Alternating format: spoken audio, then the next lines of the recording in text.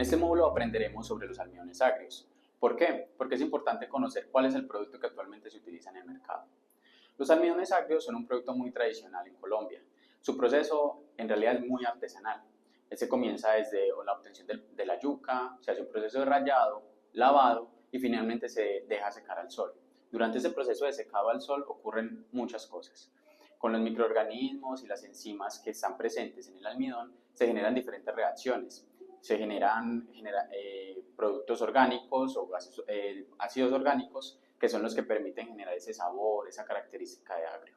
También durante los procesos de fermentación se rompen las cadenas del almidón. Ese rompimiento de las cadenas del almidón es lo que permite posteriormente obtener un producto que expanda. Depende de muchos factores, depende de las condiciones ambientales, depende de la calidad de la materia prima, depende por ejemplo de la disponibilidad del sol o las precipitaciones de la lluvia.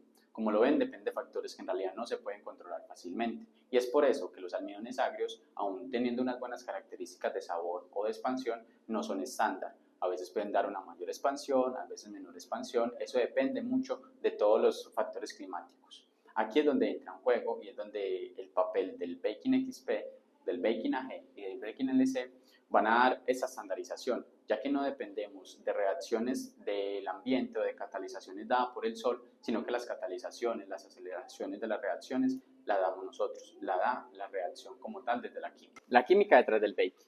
El baking es un producto que simula los procesos fermentativos que se generan en el almidón agrio. El almidón agrio como tal sería un almidón modificado, solo que se modifica de manera natural. En el proceso del almidón agrio, durante su proceso de fermentación, suceden dos cosas. Una es el proceso de oxidación, que se da por el ambiente y también catalizado por el sol.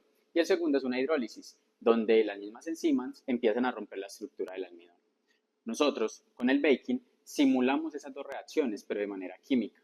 Aquí controlamos todos los procesos de oxidación mediante la concentración de reactivo y simulamos los procesos de hidrólisis también controlando pHs, temperaturas, agitación, dosificación de reactivos, entre otros.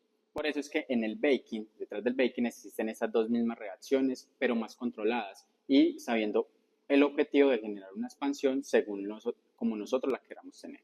Ahora, ¿cómo se comporta el baking en los procesos de horneo? El baking genera unos enlaces con la grasa del propio queso y sus proteínas y el agua. Este enlace forma un gel. Ese gel permite que la estructura del moje vaya expandiendo, vaya cediendo, permitiendo que el estado líquido del agua de ese mismo moje se convierta en estado vapor y genere una presión interna. La presión interna va a ir cediendo la capa superficial que está formada por el gel, pero ese gel no permite que tanto el CO2 como el vapor de agua se escape y es lo que encontramos pues como esa estructura interna de expansión. Igualmente, cuando ya saca del horneo los productos, los amasijos, la misma estructura y la misma capa del producto se vuelve a agrupar y eso hace que la estructura no caiga, es decir, no colapse sobre sí misma y la expansión se mantenga. Por eso es que el baking genera ese tipo de productos, productos que logran expandir pero que también logra sostener esa expansión en el tiempo.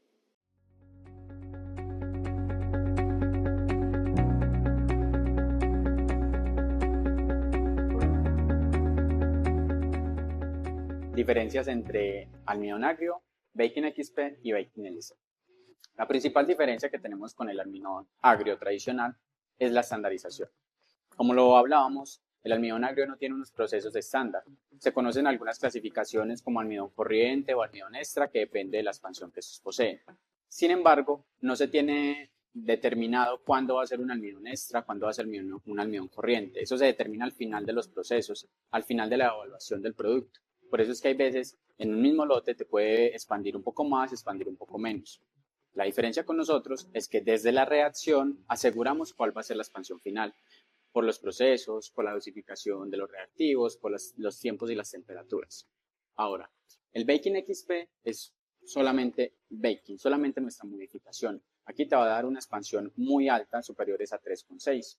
En este caso no vas a tener un aporte de sabor, pero sí vas a tener mayor retención de agua que en comparación con un almidón agrio, una masa más homogénea, mucho más homogénea, una miga mucho mejor y además va a tener una expansión superior a cualquier otro almidón, tanto agrio como corriente. En el caso del Baking LC, su expansión disminuye. Este es liberado por procesos pues, de metodologías de expansión. El Baking LC tiene una expansión mínima de 2,4 y brinda esas características también, una masa homogénea, una mayor retención de agua. Esas son las diferencias principales entre el almidón agrio, Baking XP y Baking LC. Ahora, entonces, ustedes se preguntarán nosotros cómo definimos los valores de expansión. Esos valores de expansión se dan una relación entre el volumen del producto ya horneado y la masa inicial que utilizamos para ese producto. Y se hace por la metodología de arrastre por semilla. La metodología de arrastre por semilla lo que hace es facilitar la obtención del volumen de un cuerpo amorfo, un cuerpo que no tiene una forma definida y que no lo podemos calcular ese volumen de manera matemática. El principio de este método es que utilizamos unas semillas para cubrir el producto que expandió, el producto final, el producto que sale del horneo. Así, cuando cubrimos ese producto con las semillas que resten, las semillas que sobraron, simulan como un fluido. Y esas semillas que quedaron son representativas del volumen que desplazó la expansión del producto final. Y lo calculamos con una probeta. Esta nos da el volumen en centímetros cúbicos o en mililitros. Y tenemos el peso inicial de ese moje.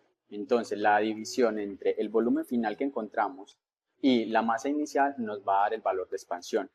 Como lo ven, un mayor volumen indicaría una mayor expansión y una menor masa inicial también indicaría una mayor expansión por su relación matemática. Ahora, el método completo en el cual calculamos el volumen de expansión lo vamos a aprender en estos momentos a partir de las formulaciones de la relación de queso, la relación de almidón y la relación de agua. Y al final vamos a mirar cómo es el principio completo para la prueba de arrastre por semilla. Para la prueba de expansión vamos a mezclar una parte de almidón por una parte de queso. Ahora añadimos el agua. El agua puede estar aproximadamente para esa fórmula que es de 50 gramos de almidón con 50 gramos de queso, alrededor de 30 gramos. Sin embargo, la prueba final es la que nos va a determinar la cantidad de agua que resiste o que recibe el producto. ¿Cómo realizamos el amasado? El objetivo es realizarlo con la palma de la mano para no destruir mucho la estructura de la masa. Entonces vamos a aplanar y cerramos como si fuera un libro. Una prueba que es la que nos indica si ya la masa está en su punto ideal y es que vamos a tomar una parte de la masa, realizamos una pequeña bolita, aquí la tenemos, y vamos a apretar con el dedo pulgar. Si vemos que se fractura un poco en los costados, es porque aún nos falta un poco de humedad. Aquí vemos un poco de fracturas. Vamos a añadir. En este punto se recomienda no añadir el agua directamente a la masa porque nos podemos pasar. Entonces lo ideal es que humedezcamos las manos. Humedecemos un poco las manos.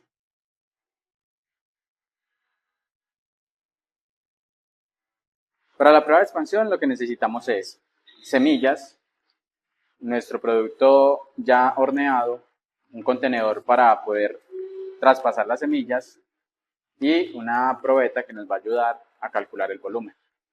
Ahora, ¿cómo lo hacemos? Tenemos nuestras semillas en este contenedor que ya tiene un volumen definido. Lo vamos a pasar a un contenedor más grande para poder meter el producto horneado y después volver a llenarlo con semillas.